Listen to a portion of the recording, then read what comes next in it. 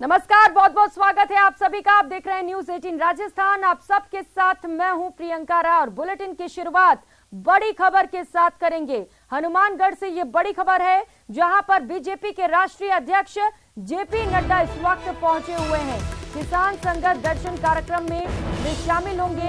यहां पर किसान संगत दर्शन कार्यक्रम का आयोजन किया गया है। तस्वीरें आपको दिखा रहे हैं हनुमानगढ़ से, जहां पर इस वक्त बीजेपी के राष्ट्रीय अध्यक्ष जेपी नड्डा पहुंचे हुए हैं। किसानों से बात करेंगे, किसानों से मुलाकात करेंगे। किसान संगत दर्शन कार्यक्रम को जेपी नड्डा संबोधित भी करने वाले हैं। बीजेपी राष्ट्रीय अध्यक्ष जेपी नड्डा सिख समाज को उन्होंने सम्मानित किया है। जो सिख समाज के लोग हैं वो इस वक्त वहां पर मौजूद हैं, जिन्होंने जेपी नड्डा को सम्मानित भी किया है।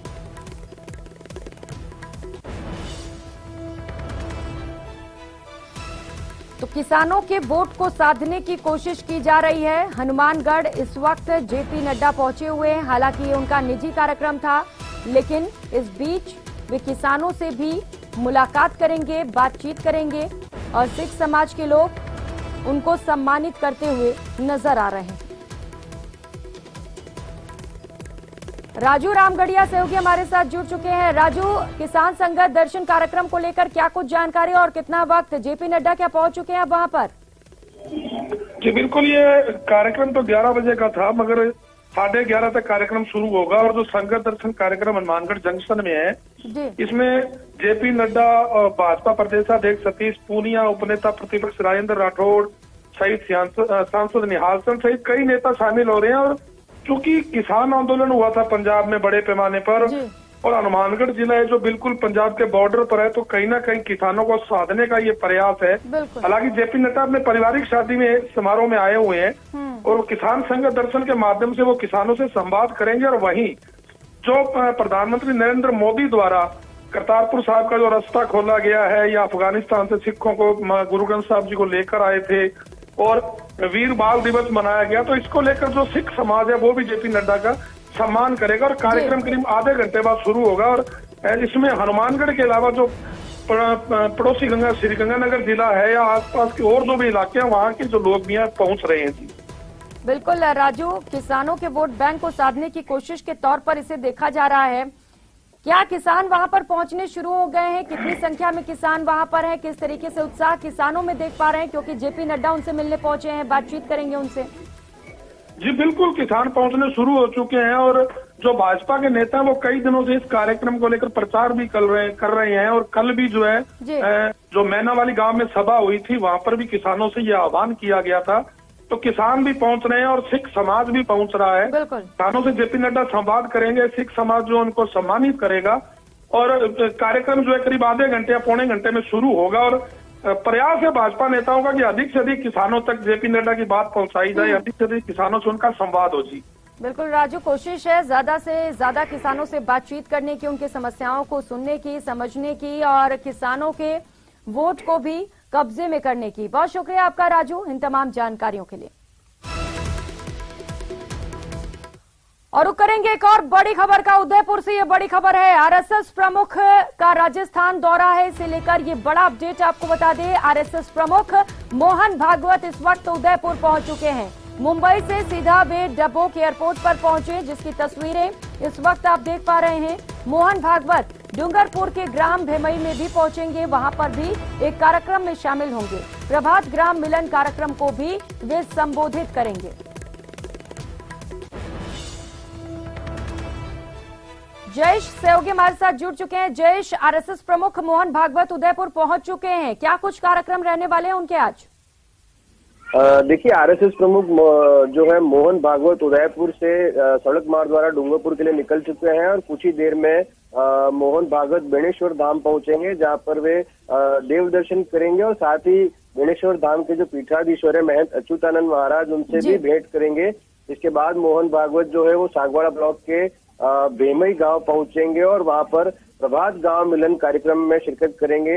मोहन भागवत आज और कल 25 फरवरी को भेमई गांव में ही रहेंगे और वहीं पे विभिन्न कार्यक्रमों में भाग लेंगे।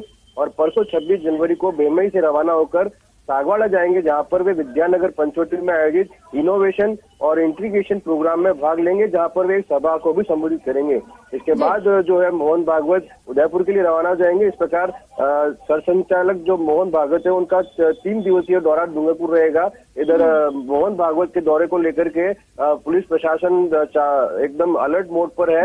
उनकी सुरक्षा के लिए जगह जगह पुलिसकर्मी तैनात किए गए हैं और सुरक्षा व्यवस्था चाक चौकबंद की गई है। खुद एसपी कुंदन कवारिया जो है वो इस पूरे सुरक्षा का जो है उसको देख रहे हैं। ठीक है जय, शुक्रिया आपका इन तमाम जानकारियों के लिए।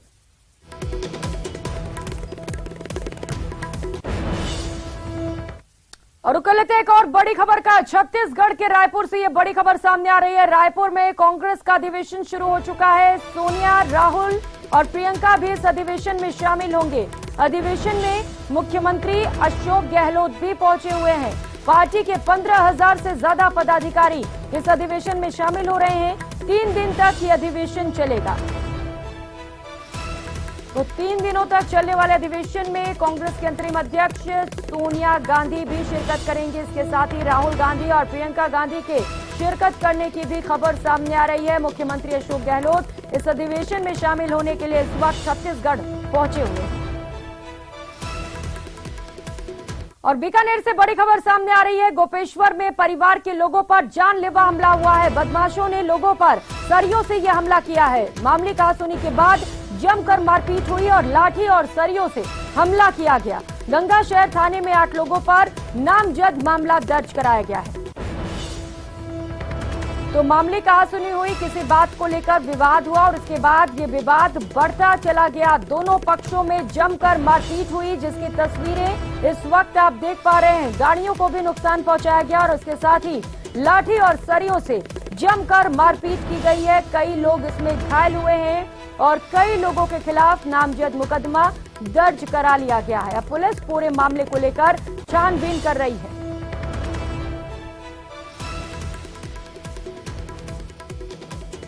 तो कुछ बदमाशों ने लोगों पर सरियों से जानलेवा हमला किया है। बताया जा रहा है कुछ लोग इस हमले में घायल भी हुए हैं, जिन्हें अस्पताल पहुंचा दिया गया है। लेकिन अब सवाल यह है कि जो बदमाश हैं वो इतने बेखौफ कैसे हैं। तस्वीरें आप देख पा रहे हैं जहां पर कुछ बदमाशों का आतंक देखने को मिला। जमकर लाठी और सरियों से मारपीट की गई है। बताया जा रहा है कि आपसी कहासुनी को लेकर यह पूरा विवाद हुआ और इसके बाद जमकर मारपीट हुई।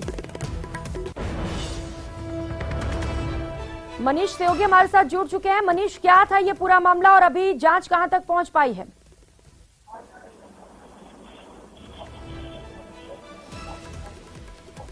मेरी आवाज मिल रही है मनीष आपको? जी, बताना चाहूंगा बीकानेर में अपराधी जो हैं वो बेखौफ हो चुके हैं और किसी भी तरह का खाकी का उनमें डर देखता हुआ नजर नहीं आ रहा है। ऐसा ही एक और मामला सामने है गंगा शहर थाना क्षेत्र में, जहां पर कुछ बदमाश जो हैं वो लाठी सरियों से लैस होकर एक परिवार पर धावा बोल दिया। दरअसल मामूली कहासुनी हुई थी। हॉर्न बजाने की बात को लेकर के दोनों गुटों में आपस में कहासुनी हो गई, जिसके बाद में एक गुट ने हमला बोला और इस हमले में लाठी सरियों से उन्होंने हमला कर दिया। वहीं पर जो घर के बाहर जो वाहन खड़े थे, लगभग 3 मोटरसाइकिलों में तोड़फोड़ करने की घटना हुई है, जिसके बाद में जो पीड़ित परिवार है उसने गंगा शहर थाने में नामजद 8 लोगों के खिलाफ में मामला दर्ज करवाया है। फिलहाल जो पुलिस है वो मामला दर्ज कर मामले की घटना की जांच में जुटी हुई है। लेकिन निश्चित तौर पर बीकानेर शहर में आए दिन इस तरह की वारदात होती जा रही है, जहाँ पर रोजाना चेन स्नैचिंग की घटना है और आपसी जो फायरिंग की घटना है ये भी आम हो चुकी है और इसी तरह से लाठी सरियों से अब हमले करने की जो घटनाएं हैं ये भी पूरी तरह से आम हो चुकी हैं। फिलहाल जो पुलिस है वो मामले की जांच में जुटी हुई है। बिल्कुल मनीष, इस तरीके की घटनाएं आम हो चली और ऐसे में बड़ा सवाल ये उठता है कि आखिर इन बदमाशों में पुलिस का खौफ क्यों नहीं है। बहुत शुक्रिया आपका इन तमाम जानकारियों के लिए। और रुक लेते हैं इस बीच मिल रही एक और बड़ी खबर का। श्री गंगानगर से ये बड़ी खबर है, जहां पर नशा तस्करी पर रजियासर पुलिस ने एक और कार्रवाई को अंजाम दिया है। पुलिस ने कार्रवाई कर 2 तस्करों को धर दबोचा है। तस्करों के पास से 74,500 नशीली टैबलेट्स भी मिली है, जिसे पुलिस ने जब्त कर लिया है। पुलिस ने NH 62 पर गश्त के दौरान ये बड़ी कार्रवाई की है। तस्करी में इस्तेमाल की गई कार को भी जब्त कर लिया गया है। तो नशा तस्करी के खिलाफ लगातार पुलिस एक्शन मोड में है और इस बीच एक और बड़ी कार्रवाई पुलिस की ओर से की गई है। 2 नशा तस्करों को गिरफ्तार किया गया है। इसके साथ ही बड़ी मात्रा में नशीली दवाइयां भी बरामद कर ली गई हैं। अब इन दोनों से पूछताछ की जा रही है।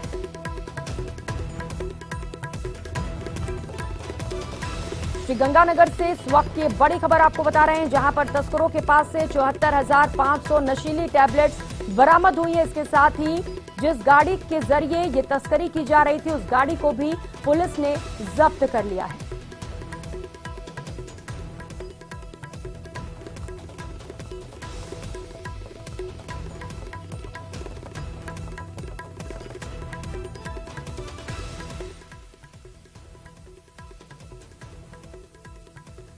श्रीगंगानगर से सहयोगी अशोक हमारे साथ जुड़ चुके हैं। अशोक, बड़ी कार्रवाई पुलिस की ओर से, क्या पूछताछ भी शुरू कर दी गई है? कुछ और खुलासे हुए हैं और भी नाम सामने आए हैं अब तक?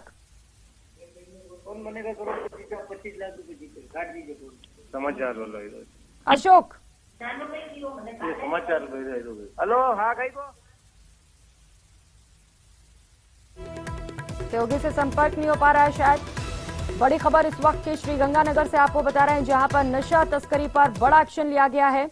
लगातार पुलिस नशे पर नकेल कसने के लिए कार्रवाई करती रहती है।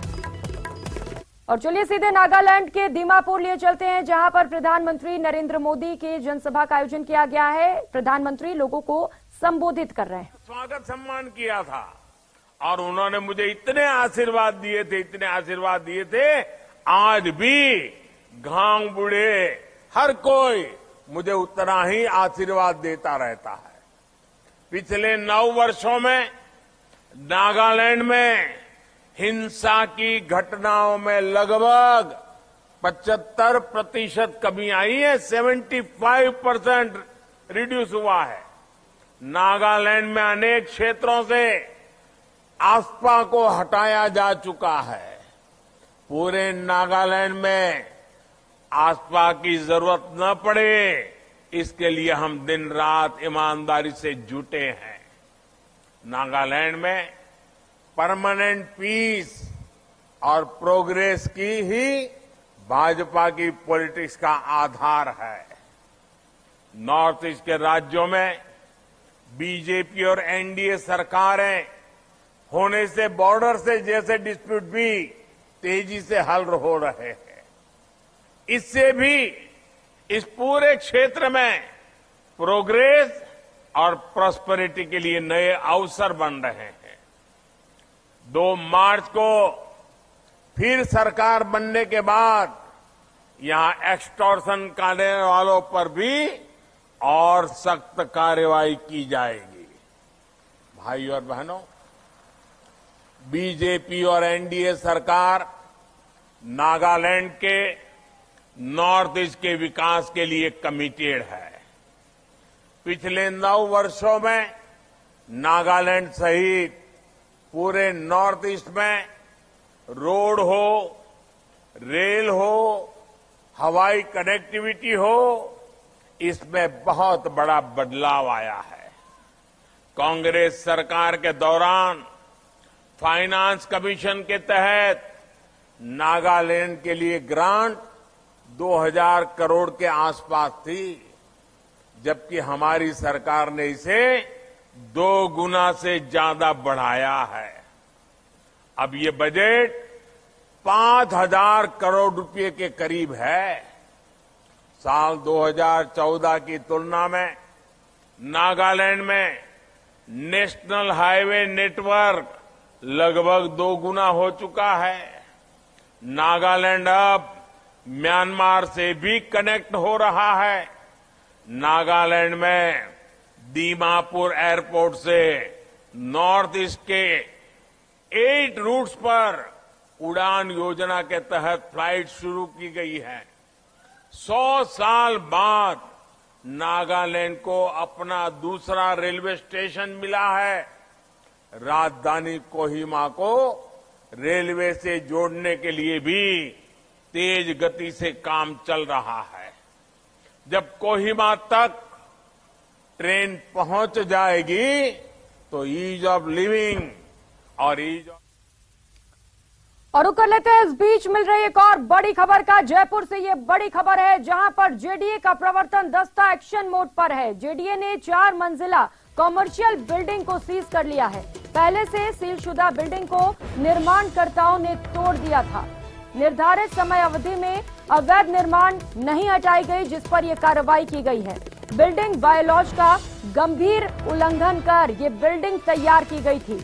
रोड सीमा में बालकनी निकालकर 4 मंजिला अवैध निर्माण का बिल्डिंग का निर्माण हुआ था। तो जेडीए लगातार एक्शन मोड में है। अवैध निर्माणों को ध्वस्त किया जा रहा है, सील की कार्रवाई की जा रही है। और इस बीच एक और बड़ी खबर, 4 मंजिला कॉमर्शियल बिल्डिंग को सीज कर दिया गया है। बताया जा रहा है कि बायलॉज नियमों का उल्लंघन कर ये बिल्डिंग बनाई गई थी और इसे लेकर पहले भी जेडीए की ओर से कार्रवाई की गई थी, नोटिस दी गई थी, लेकिन बावजूद इसके इस अवैध निर्माण को नहीं हटाया गया और इसके बाद जेडीए ने इस पर फिर से बड़ा एक्शन लेते हुए इसे सीज कर दिया है।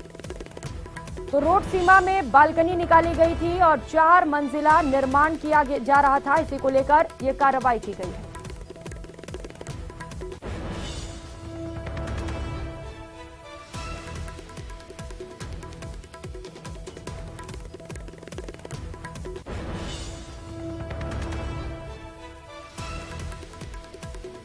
तो एक्शन के दौरान की तस्वीरें भी आपको दिखा रहे हैं, जब 4 मंजिला अवैध निर्माण को सीज किया जा रहा है। बताया जा रहा है कि बिल्डिंग बायलॉज का गंभीर उल्लंघन कर ये बिल्डिंग बनाई गई है और इसे जेडीए द्वारा सीज किया गया है। बड़ी संख्या में जेडीए की टीम वहां पर पहुंची और बिल्डिंग को सीज कर दिया गया।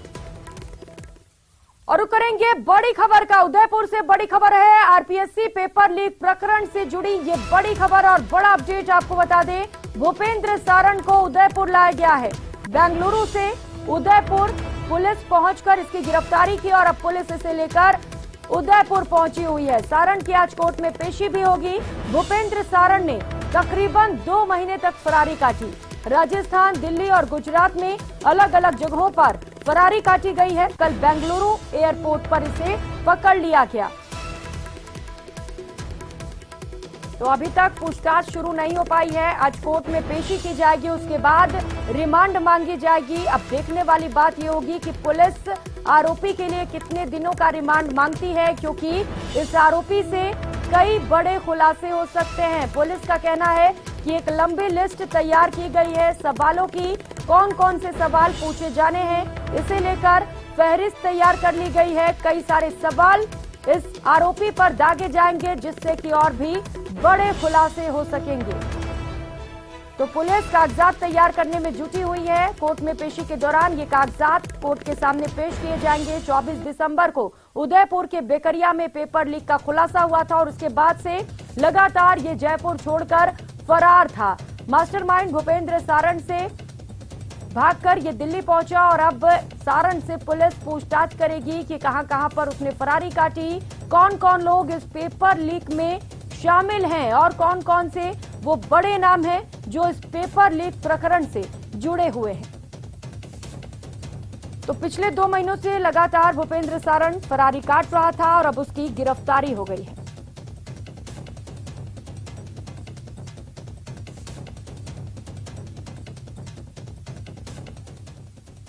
तफ्तीश होगी, रिमांड पे लेके उससे बातचीत की जाएगी और पता किया जाएगा। सर कोर्ट में कब पेश किया जाएगा? आज उसको कोर्ट में पेश किया जाएगा। अच्छा, किस तरह के महत्वपूर्ण सवाल बन रहे हैं वो पुलिस के सामने? अभी एक वीसी में हम उससे तफ्तीश होगी, रिमांड पे लेके उससे बातचीत की जाएगी और पता किया जाएगा। सर कोर्ट में कब पेश किया जाएगा? आज उसको कोर्ट में पेश किया जाएगा। अच्छा, किस तरह के महत्वपूर्ण सवाल बन रहे हैं वो पुलिस के सामने? अभी एक वीसी में हम उससे तफ्तीश होगी, रिमांड पे लेके उससे बातचीत की जाएगी और पता किया जाएगा।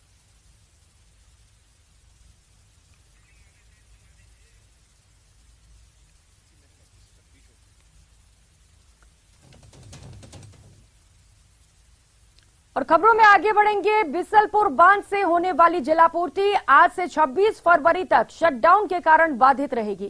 जलदाय विभाग ने इस बड़ी जलापूर्ति बाधा को दूर करने के लिए राजधानी समेत पूरे जयपुर संभाग में बोरिंग और टैंकर से जलापूर्ति करने के लिए विशेष व्यवस्था की है। दरअसल गर्मी से पहले बिसलपुर बांध से आने वाली पाइपलाइन में मेंटेनेंस का काम हो रहा है। इस दौरान जलदाय विभाग ने आमजन से अपील की है कि वो पानी को कम खर्च करें और सहेज कर रखें। तो आज सुबह के 3 बजे से जलापूर्ति बाधित हो चुकी है। इसे लेकर लोगों में परेशानियां भी बनी हुई हैं। लोग जलदाय विभाग के पास भी पहुंचे हुए हैं अपने संकट को लेकर। किस तरीके से बिना पानी के गुजारा होगा, ये बड़ा सवाल है। पीने के पानी की खास समस्या बनी हुई है। बता दें कि 26 फरवरी की शाम तक बताया जा रहा है कि दोबारा से जलापूर्ति की शुरुआत कर दी जाएगी, लेकिन इस बीच किस तरीके से पानी की समस्या को दूर किया जाए, ये बड़ा सवाल है।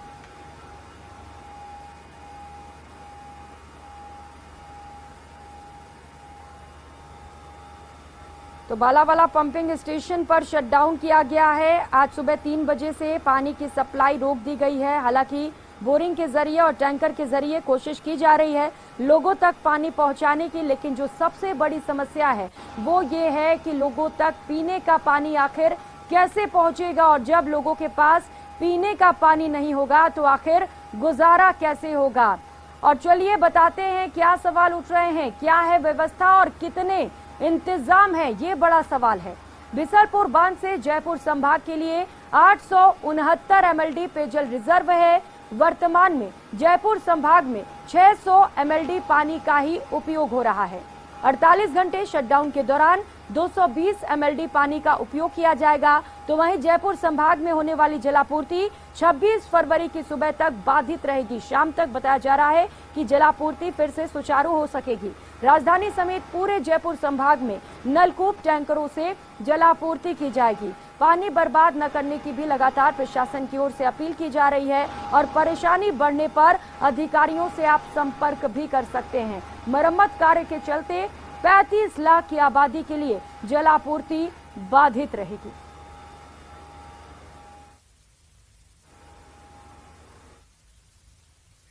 और खबर कोटा से है। बड़ी खबर इस वक्त की आपको बता दें, जहां पर एक बार फिर से फायरिंग से सनसनी फैल गई है। गुमानपुरा इलाके में फायरिंग से हड़कंप मचा है। बदमाशों ने गोली मारकर युवक को घायल कर दिया है। घायल युवक का MBS अस्पताल में इलाज जारी है। रंजिश को लेकर बदमाशों ने युवक को गोली मारी है। अस्पताल के बाहर पुलिस बल तैनात है। बदमाशों की तलाश लगातार जारी है। गुमानपुरा थाना पुलिस बदमाशों की तलाश में जुटी हुई है।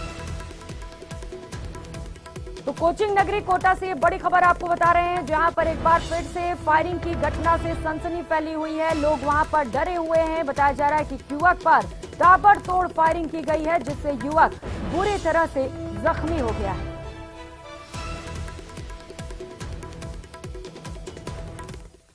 और जोधपुर से बड़ी खबर सामने आ रही है, जहां पर 7 दिन से वकीलों का धरना प्रदर्शन लगातार जारी है। वकील जुगराज चौहान की हत्या मामले से जुड़ी ये बड़ी खबर आपको बता रहे हैं। वकीलों के प्रशासन से एक बार फिर से वार्ता हुई, लेकिन ये वार्ता फिर से बेनतीजा रही है। बातचीत के बाद भी सहमति नहीं बन सकी। कलेक्टर बाकी प्रशासनिक अधिकारियों के साथ ये वार्ता हुई।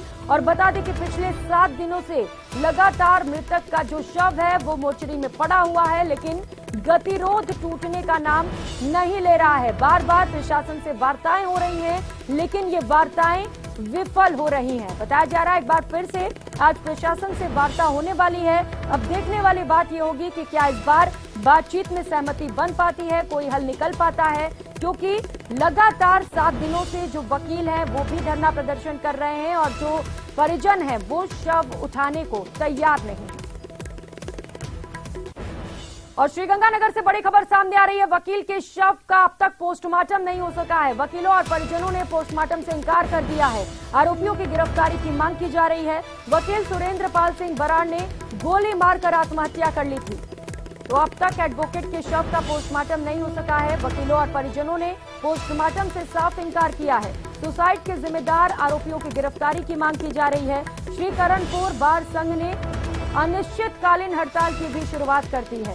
ई मित्र, स्टैम्प वेंडर और इसके साथ ही कई संघों ने भी इसे अपना समर्थन भी दिया है। बुधवार शाम अधिवक्ता सुरेंद्र पाल सिंह बराड़ ने गोली मारकर आत्महत्या कर ली थी। इसमें 2 लोगों के नाम लिखे गए थे सुसाइड नोट में, और अब इन दोनों की गिरफ्तारी की मांग उठ रही है। और कोटा से खबर है, जहां पर एक बार फिर से एक और छात्र ने खुदकुशी कर ली है। कोचिंग छात्र ने फांसी का फंदा लगाकर आत्महत्या कर ली। बताया जा रहा है कि कुछ दिनों से ये जो छात्र था वो मानसिक तनाव में था।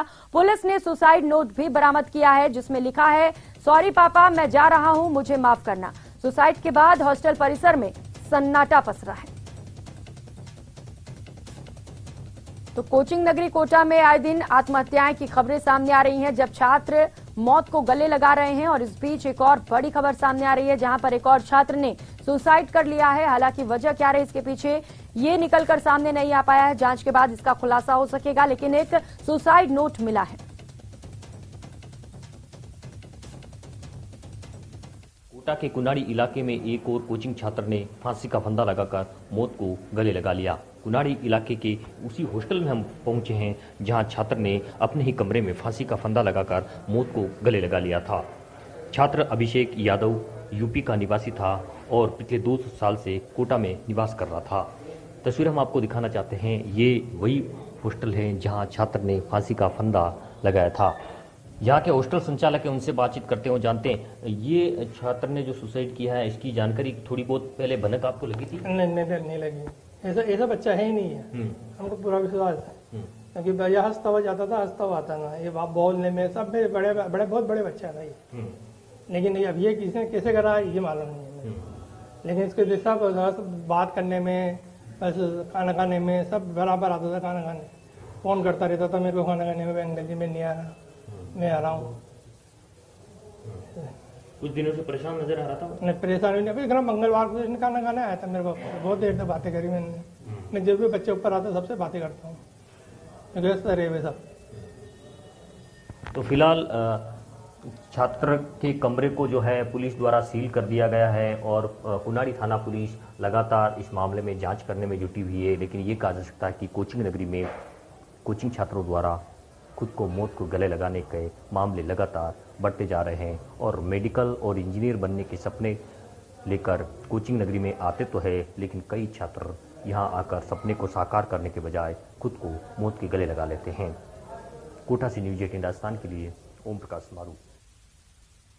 और करेंगे इस बीच मिल रही एक और बड़ी खबर का। जालौर के सांचौर से ये बड़ी खबर सामने आ रही है, जहां पर तापड़िया मार्केट में गोदाम में भीषण आग लग गई है। प्लास्टिक के गोदाम में ये भयंकर आग लगी है और सूचना मिलते ही दमकल और पुलिस की टीम मौके पर पहुंच चुकी है। कड़ी मशक्कत के बाद फिलहाल आग पर काबू पा लिया गया है। आग में गोदाम में रखा लाखों का सामान जलकर राख हो गया है। एक्सक्लूसिव तस्वीरें न्यूज़ 18 राजस्थान पर आपको दिखा रहे हैं, जहां पर एक गोदाम में भीषण आग लग गई। अब ये आग कैसे लगी, क्या वजह रही इसके पीछे, इसका फिलहाल खुलासा नहीं हो सका है। लेकिन बड़ी राहत की बात है कि फिलहाल आग पर काबू पा लिया गया है। श्याम सहयोगी हमारे साथ जुड़ चुके हैं। श्याम, सबसे पहले ये बताइए, जब ये आग लगी तो अंदर क्या उस वक्त कोई मौजूद था?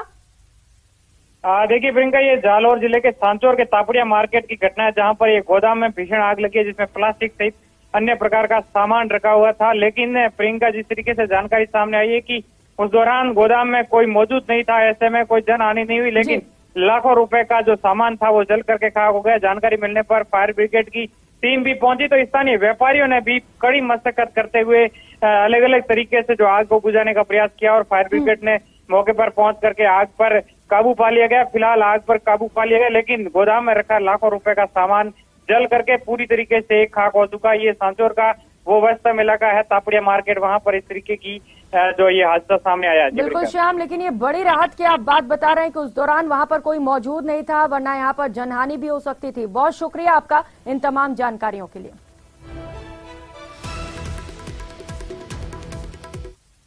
और अलवर से बड़ी खबर सामने आ रही है। उद्योग इकाई क्राउन रबड़ में भीषण आग लग गई। आग से पूरा प्लांट जलकर खाक हो गया है। आग पर काबू पाने के लिए दमकल की टीम को मौके पर बुलाया गया है और अभी तक आग पर काबू नहीं पाया जा सका है। आग लगने के कारणों का भी अब तक खुलासा नहीं हो सका है। आग बुझाने की कोशिशें लगातार जारी हैं। तस्वीरें इस वक्त आपको दिखा रहे हैं। अलवर के भिवाड़ी से ये तस्वीरें सामने आई हैं, जहां पर एक प्लांट में भयंकर आग लगी हुई है। हालांकि दमकल विभाग को इसकी जानकारी दे दी गई। दमकल की टीम इस वक्त मौके पर पहुंची हुई है और सबसे पहले कोशिश है कि जल्द से जल्द आग को बुझाया जा सके। पता नहीं लगा है, क्राउन रबड़ का नाम से कंपनी है जो भिवाड़ी में ही है, उस कंपनी में आग लगी है। अज्ञात कारणों से आग लगी है, जिसको अभी कंट्रोल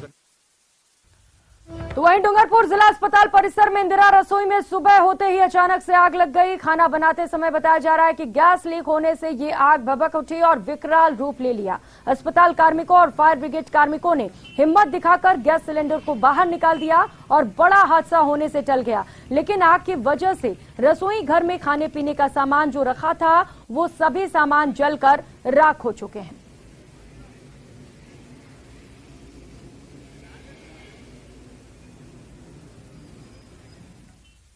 और फिलहाल यहाँ वक्त चला एक छोटे से ब्रेक का, लेकिन कहीं मत जाइएगा, लौटेंगे फौरन।